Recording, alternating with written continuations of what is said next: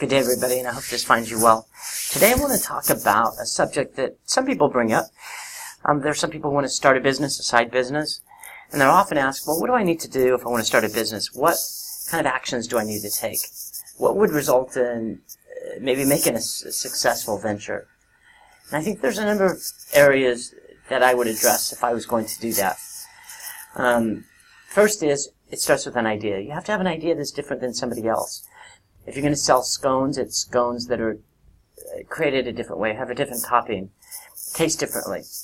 When you have something that's different than everybody else, people may want to try that.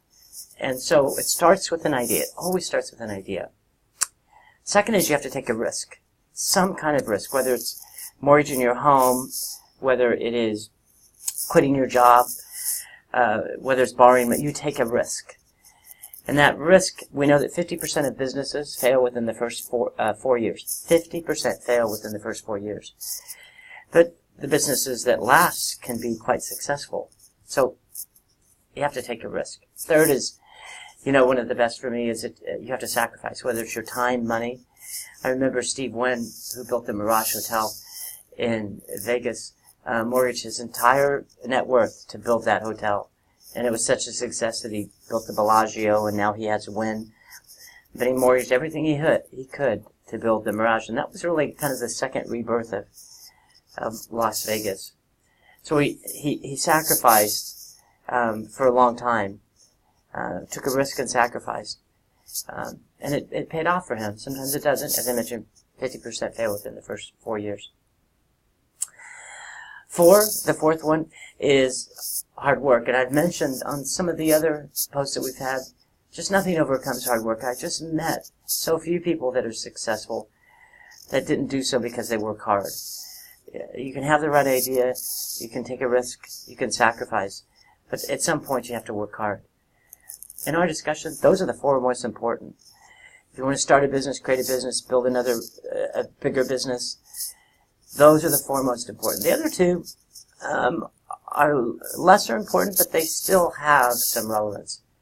First is that you have to have a little help. Very few people make it on their own.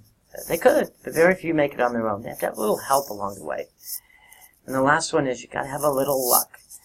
If you open up a business and we're just going into a recession, no matter what the idea is, no matter the sacrifice, no matter the risk, no matter the hard work that you do, if people simply don't have money because of the economy, it's going to be very difficult for you.